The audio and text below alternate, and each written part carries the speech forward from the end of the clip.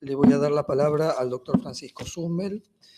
abogado de la Universidad de Buenos Aires, con posgrado en el exterior. Ejerció su profesión en Buenos Aires, Nueva York, París y Tokio. Fue vicepresidente de la Comisión Nacional de Valores, subsecretario de Bancos y Seguros del Ministerio de Economía y vicepresidente ejecutivo y subgerente general del Banco Hipotecario.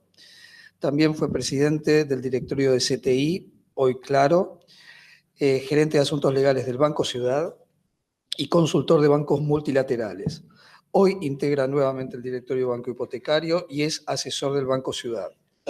Profesor de materias vinculadas con temas societarios y financieros en la Universidad de Buenos Aires, la Universidad de Itela, la Universidad Católica Argentina y la Universidad de El Salvador.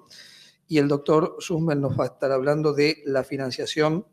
de los esfuerzos de protección del patrimonio urbano y los problemas que plantea. Muchísimas gracias, Patricio. Muchísimas gracias a Basta de Moler y a sus socios en la organización de este evento y ya a ustedes que pacientemente nos acompañan. El doctor Cabrera omitió el último párrafo de mi currículum, que se lo envié ayer, que es que, además de que el primer tipo Summel que aparece en el árbol genealógico era albañil, mi bisabuelo era constructor, dos abuelos míos fueron arquitectos, un tío mío era arquitecto, mi hijo y mi sobrina son arquitectos, y mi padre, que construyó y era matemático, los domingos nos llevaba, las tardes de lluvia en Buenos Aires o en Mar del Plata, nos llevaba a ver casas viejas. Y, por ejemplo, no es el tema de la presentación, pero pude identificar las casas de Buenos Aires, las esquinas de Buenos Aires, que todavía tienen ochavas porque son anteriores a que Rivadavia fuera ministro del Interior de gobierno de Martín Rodríguez, porque era uno de los temas que mi padre nos machacaba a los 4 hermanos desde que éramos chicos en casa. Así que parte de los temas vinculados al patrimonio urbano me han venido acompañando y han sido un contacto y un interés que, bueno, toda mi familia de forma amateur y a veces por la curiosidad, la trivialidad comparte. Así que eso también ha hecho que el doctor Cabrera me concurriera a mi escritorio y me planteara si teníamos alguna posibilidad de considerar los temas de crediticios o de financiamiento de las obras de protección y conservación del patrimonio urbano, patrimonio arquitectónico y urbano. El tema del panel, que es, lo leo de nuevo, estímulos crediticios y fiscales y restricciones al dominio, que tiene más que ver con esta disposición o aplicación de un cuerpo normativo, que en algunos casos, con mucho detalle, son de nivel municipal, otras normas pueden ser, y lo son, de nivel nacional o provincial, pero que básicamente consisten en evitar deterioros al patrimonio que se quiere proteger mediante el dictado de una serie de disposiciones de origen estatal. Nada impide que algunas de estas medidas de protección, como se mencionó aquí para el caso de Zárate, surjan de acuerdos y convenios entre los propietarios, entre miembros de la comunidad y el gobierno, o sea, de naturaleza ya no forzada, sino convencional, pero en general lo que tenemos en materia de protección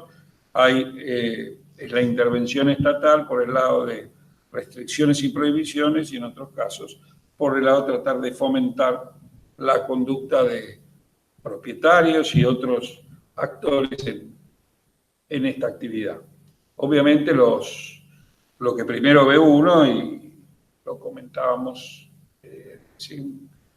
se comentaba en las dos presentaciones anteriores, viene por el lado de las restricciones. Usted no puede hacer esto, tiene que hacer lo otro, no puede construir de esta manera o no puede destruir la casa. Esta es mi casa, es la primera respuesta. Son los casos en los cuales el Estado, en búsqueda del bien común, trata de imponer restricciones con justificaciones que a veces serán o no aceptadas por la comunidad, y eso tiene mucho que ver con el éxito de muchísimos procesos, entre otros casos, entre otros ejemplos, de la protección de los patrimonios arquitectónicos y urbanos en las ciudades. Además de esas limitaciones, por supuesto, el Estado busca, muchas veces con mucho éxito, estimular esas conductas por el lado de dar beneficios. Algunos son más, otros son menos, algunos son de gran significación económica, otros pueden tener algún valor simbólico. Hay muchísimos casos, la cuantía de los beneficios o su valor puede parecer elevada, y en eso va a jugar cuánto valora la comunidad la preservación de un patrimonio arquitectónico u otras tantas objetos de política general que pueden ser objeto de decisiones de este tipo. Hace muchos años yo seguía la política francesa leyendo una publicación francesa que todavía existe, que se llama L'Express. Y en algún momento de debate político me enteré que en Francia existen, podemos suponer, disposiciones de todo tipo tendientes a proteger mucho del patrimonio arquitectónico, no solo urbano, sino inclusive castillos, en zonas rurales. Pero que en algunos casos la protección era tal que era mucho más lógico y sencillo en Francia ser un conde que heredó un castillo, 6 Rembrandts, y que en el lago tenía una embarcación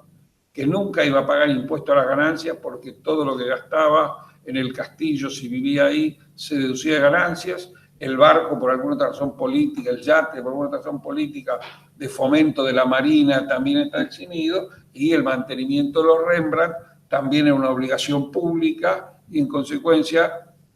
el cuestionamiento era hasta qué punto tiene sentido que subsidiemos a todos estos millonarios para que no paguen impuestos a las ganancias cuando X, Y y Z, el empleo público común, el trabajador común, tiene que pagar impuestos a tasas que, bueno, en Francia son altas como aquí.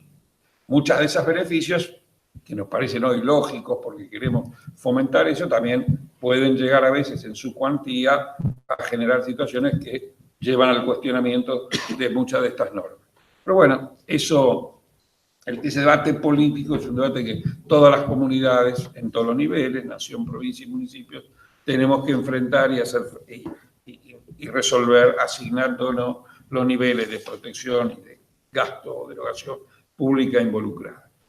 Claramente estos tipos de estímulos sirven probablemente mucho más que las restricciones. Hay otros que puede haber, la vanidad, la gratificación personal, la satisfacción que uno puede obtener de proteger bienes que cree valiosos. Nosotros en este momento los temas que el doctor Cabrera me pidió que presentara, que son las dificultades del financiar estos objetivos, generalmente financiando trabajos y gastos en los que el cumplimiento de estas normas de protección nos obligan a incurrir. Ahí se plantea el Estado, bueno, es una parte del paquete, si queremos, de subsidio, protección y estímulo. Puede haber hasta créditos blandos de bancos oficiales o de agencias oficiales que concurren a financiar estos trabajos. Pero el otro tema que podemos plantearnos, en general en ese planteo vamos a encontrar grandes dificultades, es si tiene sentido o si es fácil lograr que el sector privado, digamos las entidades financieras que hacen de esto su profesión y su modus vivendi, pueden o no encontrar un negocio, o por lo menos razones, aunque no fueran estrictamente negocio, para volcar algunos de los recursos que administran a financiar los trabajos de protección del patrimonio arquitectónico urbano. Gran interrogante. Los problemas que tiene nuestro sistema financiero, el sistema financiero del país en el que vivimos hace mucho tiempo, según vote cada uno es el año en el que empieza la decadencia, así que no voy a dar ninguna fecha para no revelar mis preferencias, pero todos coinciden que fue hace mucho. Yo recibí ahora una foto en un meme por WhatsApp que estaba la foto de Freud y decía, feliz día, culpables de todo. Esto fue el domingo, que era el Día de la Madre. Bueno, hagamos bien, culpemos de todo a las generaciones anteriores y no digamos cuándo empezaron a tener la culpa. Nuestro sistema financiero tiene problemas estructurales que trascienden o la situación actual o la vocación o no de financiar este tipo de tareas, pero tiene una incidencia pequeña en la economía, mucha porque es el único que hay, pero poca desde el punto de vista de su escala. Los argentinos lamentablemente no depositamos mucho dinero en nuestro banco. No pregunto por qué, y hay muchos me podrán decir porque la historia ha sido negativa, cosa negativa respecto de las instituciones bancarias. Es cierto, hemos vivido, o la industria ha pasado por épocas muy complicadas, restricciones, canjes forzados de depósitos,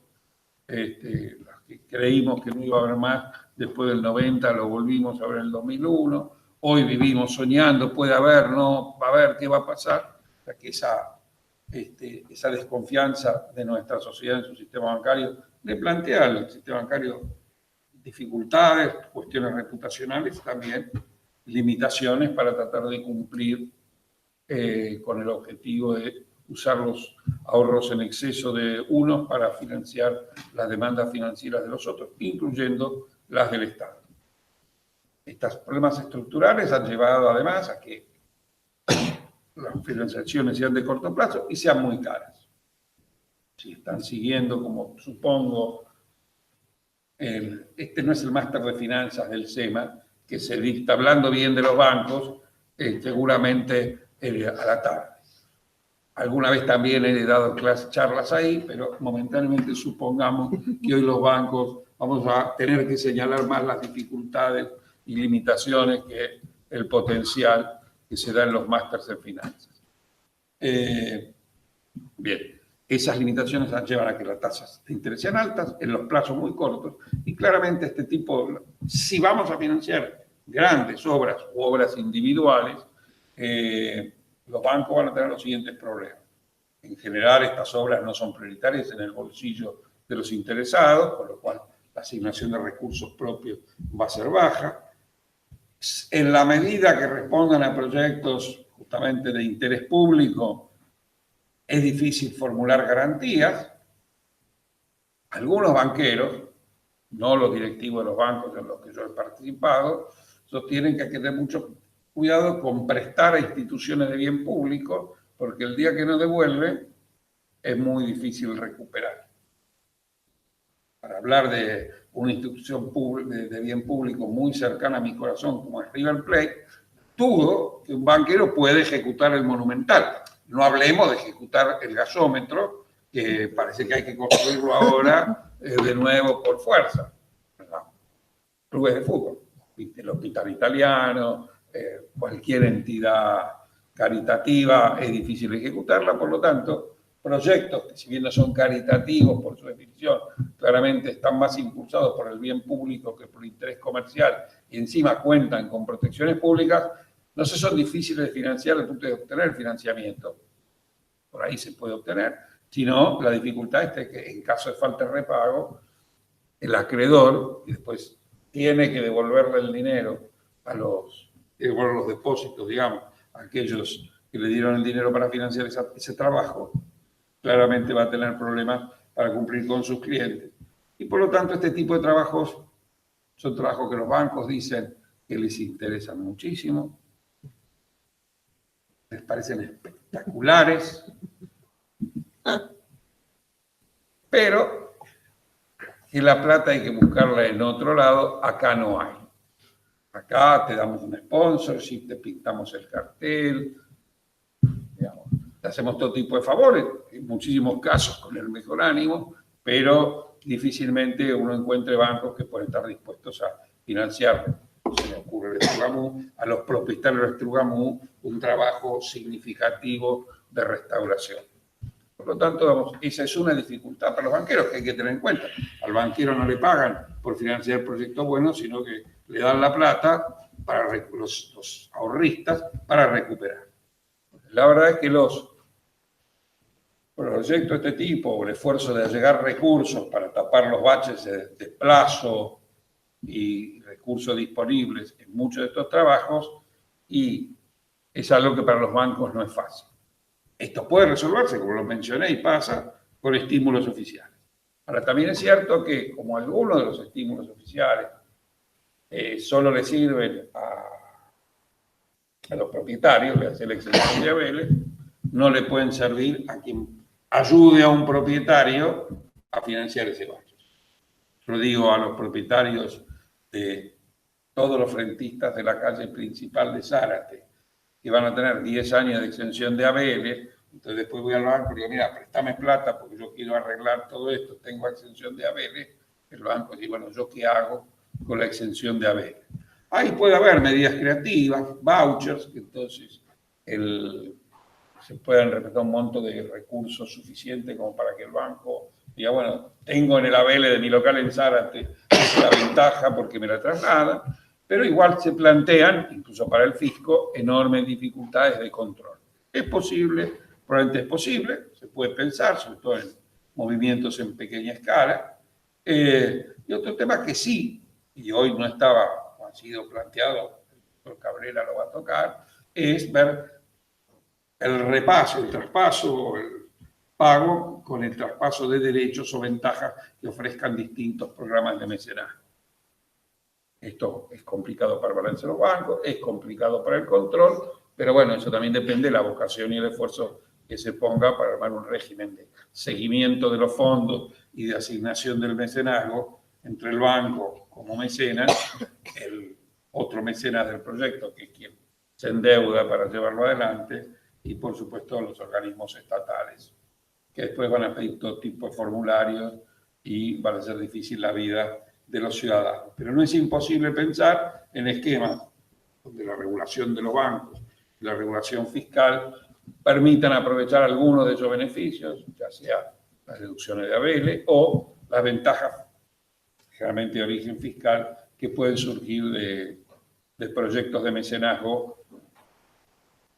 para trabajos significativos de protección del patrimonio arquitectónico y urbano.